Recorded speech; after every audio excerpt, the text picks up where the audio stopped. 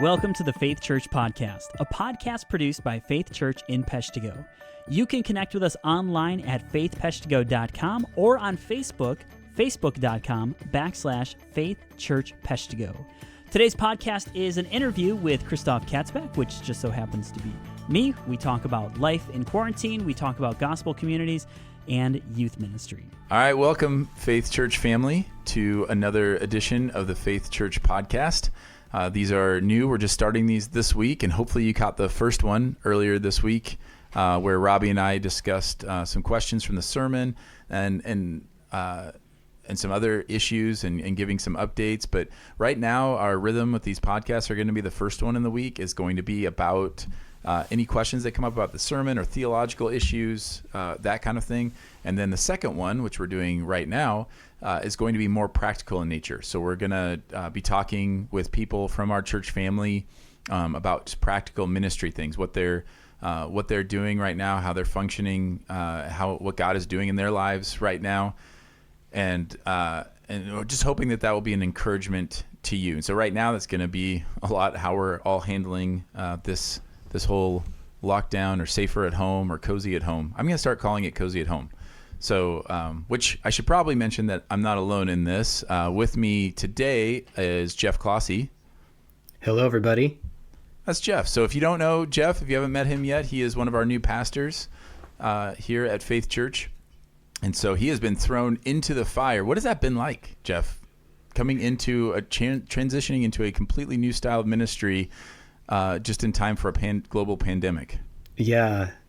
Well, that's a whole other conversation, but it's actually been a joy to serve at Faith and to transition from university students that I was ministering to for 13 years. But I can tell you, I did not think this would be my third month, that it would be quite like this. But I'm excited to be here, and I wake up every day feeling like, for such a time as this, God has me here. And I'm excited to see what God's going to do through all of this. That's great. So Jeff is going to be helping me today with our interview and just a couple of housekeeping items. I want to encourage you to hopefully Apple will approve this podcast soon, and then you can subscribe to this podcast and get updates automatically on your phone. As for right now, you can click on a direct link in the daily email to get to the latest podcast, and you'll actually be able to see all the podcasts there on that page. So make sure that you're on our daily email list. If you're not, then contact us at connect@faithpeshtigo.com. And then also we're asking you to subscribe to our YouTube channel. So if you streamed our live service last weekend on Sunday, if you streamed that service, then you did that through our YouTube channel. And there is a button there where you can subscribe. And that will not only let you know when a new service is about to start, but also any other content. We are looking at recording some daily devotionals or vlogs from our staff and ministry leaders, and that's where we'll post that. And so if you subscribe to that, then you'll get automatic updates when a new video is available. So that should cover all those things. We're just trying all kinds of different things right now to keep you as connected as possible and to let you know that we are here, very much here for you and praying for you. And so with that, today we are going to be interviewing Kristof Katzbeck, who you may realize is on staff at our church. But, fun fact, he is also a father and a gospel community leader and a regular person. Is that true? Yeah. He's an awesome regular person, I have to say. Oh, thank you, Jeff. You're an awesome regular person. Aw, guys. You know, one quick fun fact. I'm going to have to break this up. Hey, can I share a fun fact, Jay? I like to ask Jay questions that I think he's going to say yes to. So all three of us who are on this podcast today have some radio show experience. Yeah. Which I think is really cool. I have less than some. Kristof has way more. But Student Radio Initiative, UW Eau Claire. I even was a technical director for a while. So this is fun. We get to do this together. Don't sell yourself short, Jeff. I bet a lot of people remember you from your UW Eau Claire radio days. Yeah, the Indie Hour. The Indie Hour. That does not surprise me that you would do the Indie Hour. I did a sports talk show and also did play-by-play for the local sports teams. So that's my background, but none of us compares with the great Kristof, who serves as our audio engineer and producer of this podcast every week. So we thought this is an easy slam dunk to start with him. So Kristof, I'm going to just kick it off with you. How are you doing? What's the big overview right now? What does your life look like right now? It's been really, it has been an interesting time, kind of a weird time.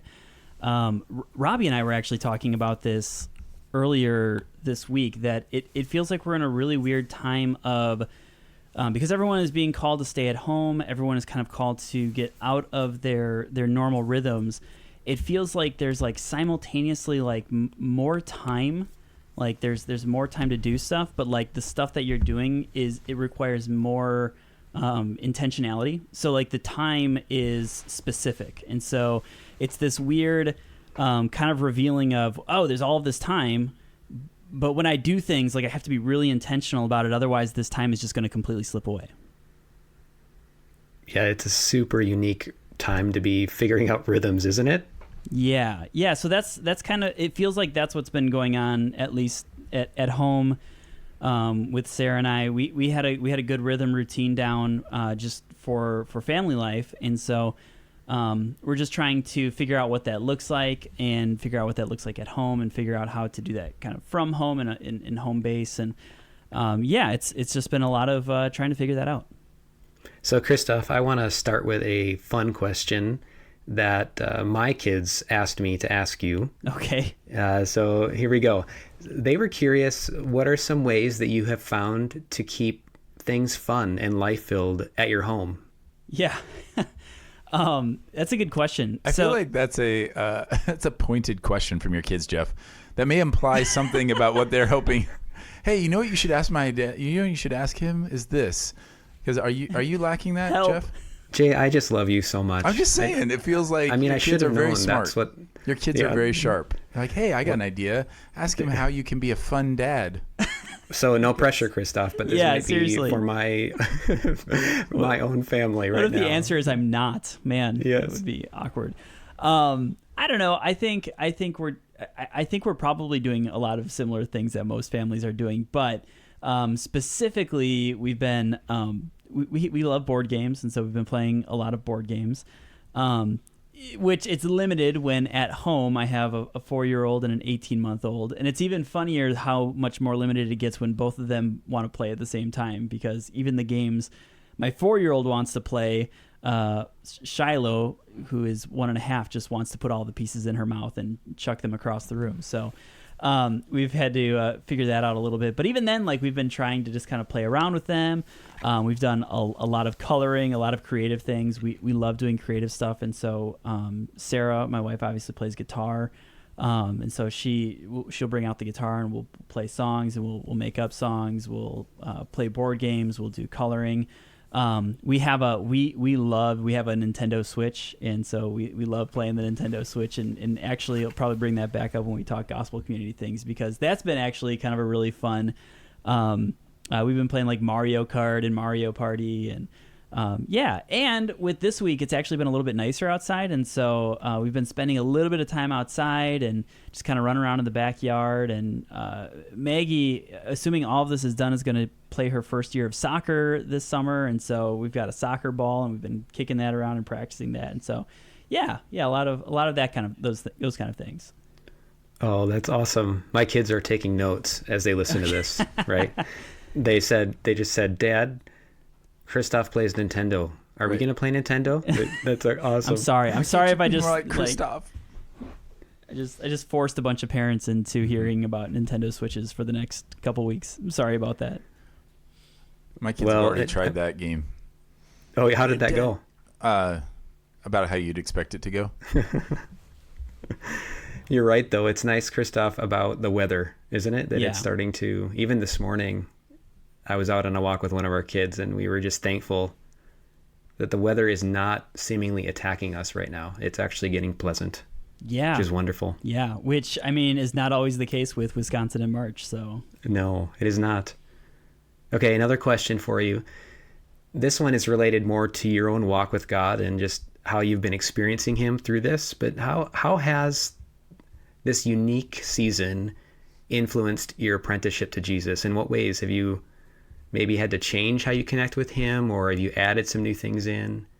Yeah, so it goes back to what I was saying. What I feel like God is teaching me in general with this time is again intentionality. And I feel like that's such a buzzword, but as soon as this hit, as soon as like all of this, the stay at home, it became way more real just how unintentional I am sometimes, and when I am intentional. And so I've had to be intentional waking up. Now, here's the nice thing. I normally go to the gym in the morning. And so that has been kind of my normal routine for the past like 6 months. And all the gyms are closed. And so I'm still waking up early. It's just I've had more time, more intentional time in God's Word. This week, I've been really blessed by the emails that have been going out and reading through Psalms. And there have been chapters in books that have also been put out. And I've been finally reading some books that I've been meaning to get to that I always just kind of put off to the side and never actually get to, including like I have books from conference we went to 2 years ago that I'm finally getting to, and I'm reading it and I'm going, why did I not read this sooner? This is fascinating. So those have all kind of been ways. And I hope you don't mind me transitioning this into even then like family worship, what we've been doing with our family. There's a couple things we've been doing intentionally is whenever we're reading and everyone's awake, we do it together. And so we've been reading through Psalms together out loud, which has been really cool. And then we've also in the evening, and we started this before the quarantine, but it feels like this has been even a little bit, I guess, more powerful because of just the felt needs, I guess, as we do prayer cards every night. And what we do is we've written out just kind of everyone that's in like our circle of influence, and we've put their names on cards. And before bedtime every night, we pass out cards, and we pray for whoever's name we end up drawing. And it's really cool because Shiloh, who's 18 months old and is just learning how to speak, she's gotten into such a routine with it that after bath time, when she gets her pajamas on, she runs over to where the prayer cards are. She points up to them and goes, "Burka, Burka." Oh, that's fantastic. She's still struggling with saying dad, but she can say prayer cards. So, so that's been a huge blessing and a really cool routine. That's great. What's been hard about this right now? I mean, just being shut up. I know you've mentioned some things about how your wiring, you and Sarah, tend to be more introverted, and you have a couple of kids who are not. And so what is that? What have been some of the challenges? Oh man. Yeah. So, I mean, from just a personal perspective with Sarah and I, we're typically introverted, which I think people will find to be really, they're usually surprised when they hear that, because both Sarah and I have found ourselves with gifts where we're put into not introverted positions. And we love what we get to do, but we value that personal time. I think the thing that we've found though is, for both introverts and extroverts, it's really easy to use those in kind of idolatrous ways, right? So introverts, you can use that in a way to just completely disconnect from people altogether. Extroverts, you can use it to completely not worry about taking the time to recharge and just kind of just people all the time. And so it's interesting. The different routines we've been in weekly that surround us with people, things like our, Wednesday night youth group and our gospel community and family dinners and even just getting together with people outside of it. Like we're feeling the need for that. It's like even though naturally I'm inclined towards spending my own time, like I find myself going, I need to be around people. Like I need to take time to be around people. It just, So I feel like I've felt that a little bit more. And then it's even harder watching, Maggie and Shiloh, who are both more extroverted. I was joking, I think, with you guys earlier, but Maggie has she has not played with other kids in like a week and a half, 2 weeks now. And we have some people that live in our neighborhood that we hang out and spend time with, and even during this quarantine, like we kind of have a very small circle of people we've been getting together with, but none of them have kids. they're all adults, and so all of the kid games that Maggie would play, we are playing over and over and over again. Her recent discovery is the ocelot, a nocturnal cat. And she wants to play ocelot all the time. And she wants to pretend she's an ocelot named Emma and that you're going to bring her home with you. And so we have played that probably 20 times every single day. And that is a little exhausting. I will say that is a little exhausting. But you're saying it with a smile. I can see there's a smile there, which is awesome. Yeah, because I mean, it's adorable, And, yes. And I do love a little bit of being able to be there for her in that time, if that makes sense. Not that when we're not quarantined, I don't play with her and have fun with her. It's just like I can tell that she wants to spend time with her other friends who are her age, and she knows she can't, and to be able to be there for her in that is good. That's awesome. Well, that brings up this idea that I want to hear from you about. So connecting with people who you don't live with right now is a great need we all have, because our circle of connections, just running into people, has drastically decreased, right? You just aren't running into people. So what has that looked like? Have you found some ways that you're connecting with people who aren't right in your home with you? Yeah. It's been hard, and it goes back to needing to be intentional about it. It goes back to it would be really easy to just let the day go by and spend time at home and not contact anyone.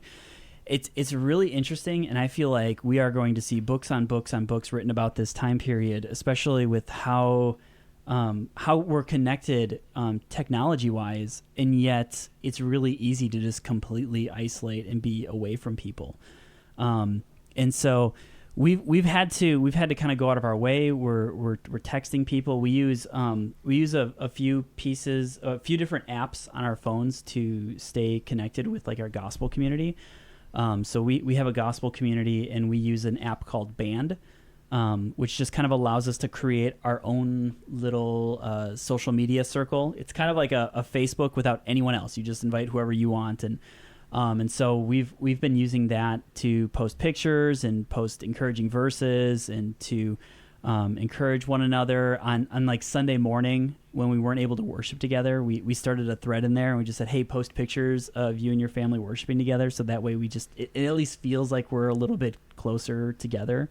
That's a great idea. Yeah. Well, that was taken. I mean, the idea was just taken from the fact that I think it was you, Jay, who said, we want to, post some pictures of you guys worshiping with your family. And then to see those one on like Facebook was awesome, but then to see it with like our gospel community and people that we would normally go out of our way to talk to on Sunday morning, and that was really special and important. We've also been, so we have a handful of families who have Nintendo Switches, and so we've been playing Mario Kart together, which has been for crying out loud. I know. That's so wonderful.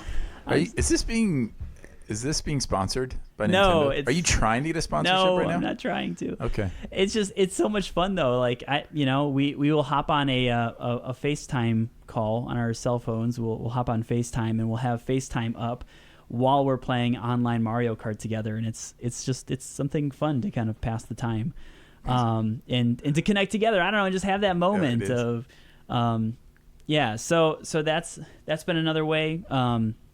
Like I said, we do have a smaller group of people who are in our like immediate neighborhood that we still get together with, and we go on walks with, and we go out and about, and so that's been nice. And then tonight, actually, so.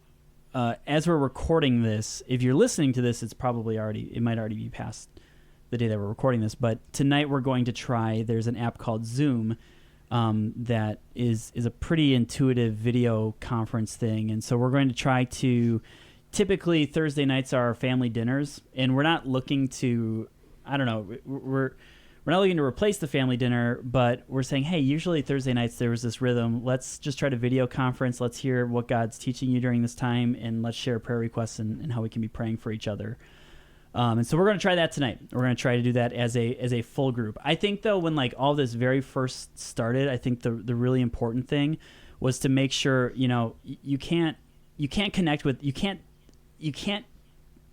everyone, but you can make sure that everyone is connected, And so I think it's a point of making sure that the connections are happening, making sure that people are staying connected, and then making sure that you're also staying connected with people. I don't know if that made sense. Did that make sense? It sounded cool when I said it. It sounded, yeah. It made me think, Kristof. It did. He was trying to think, what did you mean by that? But yeah, I understand what you're saying. And I think that's one of the things that we have to make sure people understand is that it's moments like this that demonstrate our huge need for community, that I think we can get in our regular rhythms of lives and just think, oh, I don't need all that. I've got all the connections I need. But then when you get into a situation like this, you realize I need deep relationships. I need people that I can connect with. And I was reminded, with all those tools, I think it can get overwhelming for some people. The idea of, we're mentioning Band and Zoom and all these different things. These are just tools, right? That you can use, and we can help people figure those things out. But I was having a conversation with one of our beloved saints who she just said, she had a great line where she said, right now, the closer to real, the better. So she just said, voice is better than text and video is better than voice. Yeah. And she's not, this isn't coming from someone who is super tech savvy. She's just learning, how to use all these things, but just noticing that while we're isolated. And that's what I think you're pointing out is that, in a normal world, you would not be looking necessarily to do a Zoom call, right. Video call right. with your gospel community. But right now, the power of seeing people's faces, which is why we're doing podcasts and daily vlogs, things that the podcast will probably carry on. That's something we've wanted to do for a long time, but just wanting to put out as many opportunities as we can for people to hear voices and to see faces. So it sounds like that's kind of been your goal in this. Yeah. It's making those connections. And I think the important thing is to recognize that the Bible says that that's important. I think it's really easy to just kind of go, well, I'm going to, even if I don't feel that, because I think there are probably people who are listening that are introverts who are like, well, I don't feel that tension. Like, I feel like it's totally cool. Like, I'm staying in and whatever, we'll weather this storm. And I think to recognize, no, man, the Bible calls us to be caring for one another, to be loving one another, to be praying for one another. You can't get around that. And so I have to believe that, one, God is not by any means surprised by the coronavirus. God is not surprised by the way that our culture is handling it. God is not surprised by the economic stuff that's going on. Like, none of that surprises him. And yet he still calls us to be in relation with one another. And so the question is, how do we maintain that? How do we maintain loving one another? How do we maintain connecting with one another in different means when we're in this different time? And so we're going to do everything we possibly can to make sure that we're doing that. Let me ask you a question off of that. I'm curious, what do you see this, because you're talking about God being sovereign over this, and obviously we believe that, and we've talked about how God has put us in this situation for a reason, and that he's going to do things in us and in our community. Is there anything that you're thinking about that you have wanted to implement in your life or wanted to develop in your life that now you look at this environment that we're in right now and say, oh, this is like the training ground for this. This is the perfect environment for this thing to develop in my life or in my family's life or in my gospel community's life? Yeah, well, it's a really good question. And I think that's actually a question everyone should take time to wrestle with a little bit and think about. So, I mean, my answer is not going to be a complete answer because I'm still thinking through that. But we've been talking a little bit here, I think, in staff, and we've had a few of these conversations that I really feel like, and I feel really challenged by the fact that I think a lot of the comforts that we've had as a church, especially in our cultural context, is a lot of the comforts we enjoy are kind of being removed. And so what I mean by that is, like, even being able to gather together on a Sunday morning in a large group, that's a incredible blessing that just because it goes away doesn't mean we don't worship God on Sunday morning. Just because we don't have access to these certain things doesn't mean we don't still do the things that God is calling us to. And so I think I'm trying to be aware of what idols God is tearing down, because I think He is. Like, I think part of what's going on is especially within the American church, that God is saying, man, there's some idols of comfort that the church has leaned on for a long time, and so I'm going to take those, and I'm going to show you how, if they're taken away, how quickly you abandon these things that I've called you to do. And it's interesting, because I think one of the things we've talked a lot about over the last couple of years just here at Faith is, the stuff that we do all together. It isn't an event. It isn't a program. It's the gathering of God's people. And what happens when we're no longer, what happens when we're no longer allowed to lean on that event, that program, that thing? Like, are we still going to do the things that God has called us to do?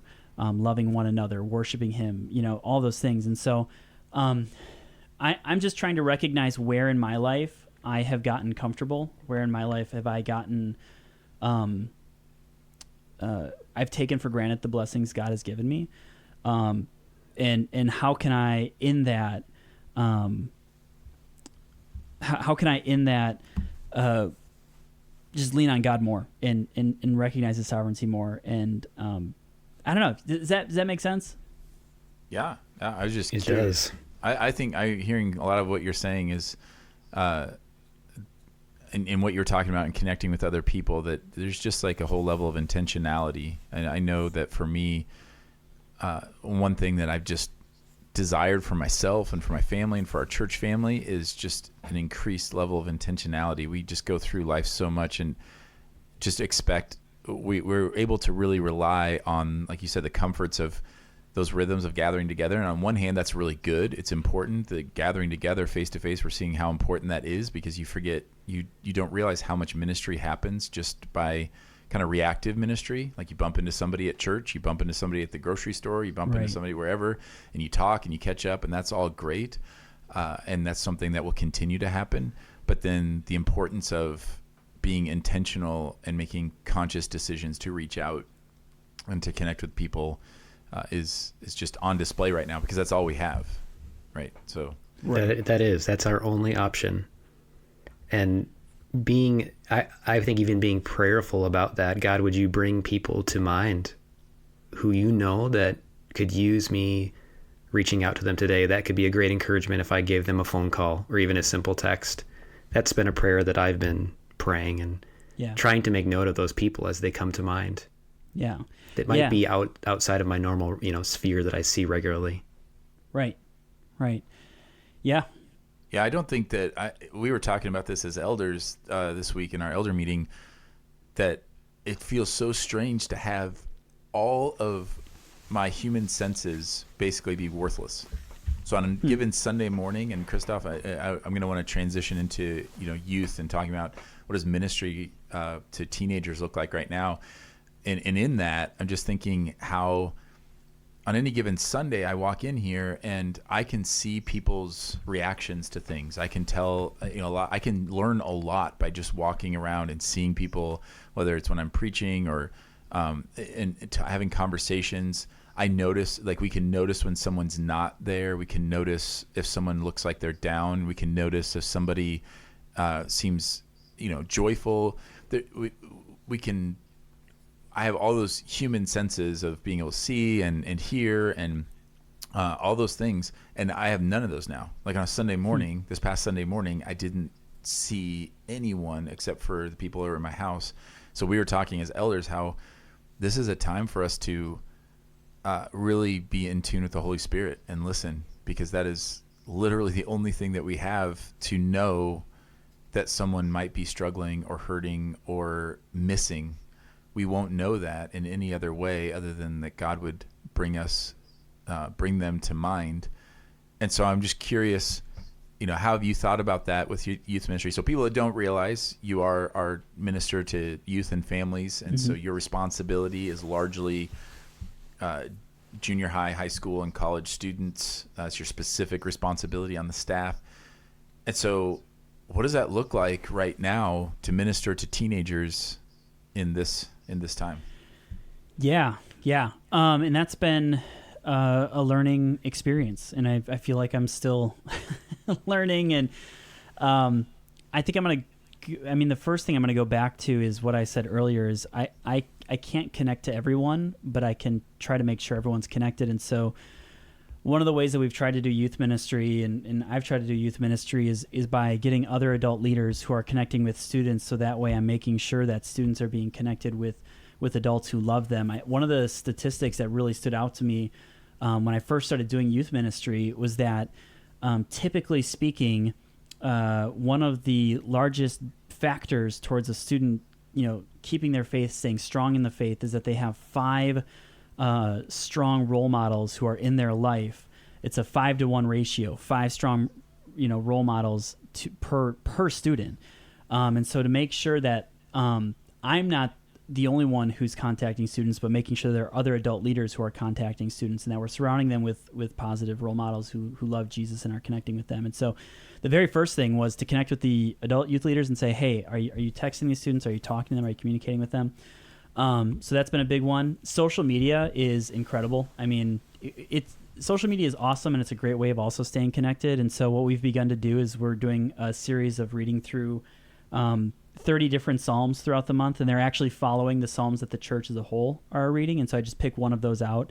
And on Instagram, we're posting, read this chapter. Here's a prayer that kind of follows the theme of it. And then here's a few discussion questions. Talk about it with your parents, talk about it with your friends, just talk about it. So we've been doing that on Instagram. Been really trying to utilize Instagram as a platform for the youth. So if you're not following the Instagram page, it's Faith Youth Peshtigo, and you can follow us there. And then next week we'll try, we'll see how it ends up going. Again, a lot of this is kind of trial and error, and this is kind of new territory, but we're going to try to do a video conference style ish of small groups. And so tomorrow night I have a meeting with my leaders on video chat, and we're going to see how that goes. And then we're going to see if we can then do kind of small groups in a video chat way next week, Wednesday. And so I'm going to be putting details out about that pretty soon on Instagram. But first we got to get the leaders to be able to use it, and then we'll see how we can do that with the students as an option. So, and then also, just like yesterday, I had this group of guys that I do a Bible study with in Romans. And so we did a video chat of with our guys, and we talked through Romans, which was kind of cool. So, just utilizing the tech we have. Yeah. Kristof, question relating to youth. If you were to recommend one thing for youth who might be listening to this in order to get connected, to stay connected, if they aren't right now, what would be that one step, that one thing that they could do? Connected to what? Like to the youth ministry? So those things you just described are fantastic. You're connecting over Instagram, you're doing a Bible study, your small groups. But if you're listening to this right now and you're youth, but you haven't connected in with that, what would be the thing that you would recommend? Yeah, as a step? I guess I'll recommend 2 things. I'll recommend one, you can just contact me directly, and all of my contact stuff is on our website. So if you're listening to this podcast, you'll be able to find it. So connect with me. Or I'm everything, the centralized place right now to find out details is going to be Instagram. Like that's where we're posting things. We're posting on our story. We're posting on Instagram.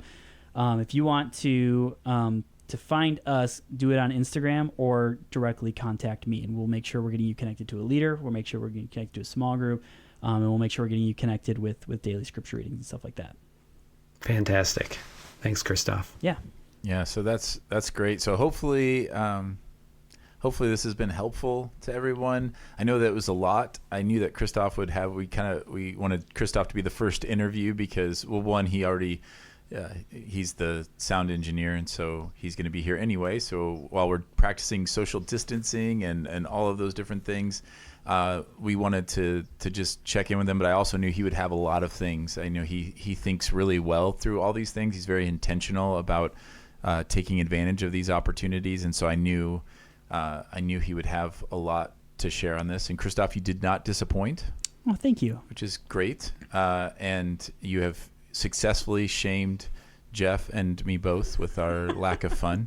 And this episode was brought to you by Nintendo. So if you want to be a fun parent, buy a Nintendo Switch. Kristof, I have a random question. This is fast. Do you have a character that you use typically on Mario Kart? Dude, I am. You want to hear? This is like my one. I'm kind of nerdy, but also this is like a total dad thing. I just play Mario. I just play as Mario. Oh, that's great. I'm the dude who plays as Mario. I know. So this is why we can't play Mario Kart in my house, because I have a battle with one of my children. I selfishly always want Yoshi. And Maggie plays as Yoshi. Yeah, and so I don't ever get Yoshi. So it's probably my biggest act of sacrifice as a dad is that I never get to play as Yoshi.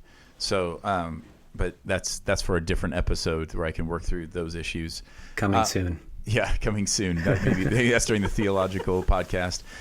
So anyway, if you have questions, we'd love to hear from you. We want to hear your stories. It's so important as we're trying to stay connected that you email us or share some way, somehow. Let us know what is going on. Like, how are you handling this? You may think it sounds really boring, or you may think, oh, this isn't that great. This isn't that big of a deal. But it is. I saw posted recently that one of our families, they they are on a corner lot, so they have this big long fence, and they just wrote this giant verse in chalk. Like their kids wanted to do this chalk drawing of this verse on the side of this fence, so as people drive by. Those are just really neat things. So I want to get permission and grab that image and share that with the church family. But just share with us those stories. I think God is going to do some incredible things. So remember to subscribe to the YouTube channel, subscribe to the podcast, look for, if you have a teenager in your life, encourage them to follow the Faith Youth Instagram page. And what was that address again? Or which? Instagram.com/faithyouthpeshtigo. Excellent. So again, we're going to be pushing these out, hopefully a couple of them each week, and all the other things. But we are just want you to know that we are still with you, church family. We love you. We are praying for you, and we are working hard to figure out how to just keep you connected. So hopefully the things that Kristof shared will help you. I would encourage you, just take one or two things. Don't feel overwhelmed. Like you don't have to do all of the things. Start small. Start with placing a phone call. Start with just texting someone, letting them know that you're praying with them. And if you have a desire, we've had several groups who have started trying to pray together, meet together on Zoom. That is a great tool. We're going to push out some helps if you want to use something like Band. But whatever the case is, don't be afraid of those tools. Just jump in on one and work together with some of the people that are in your community.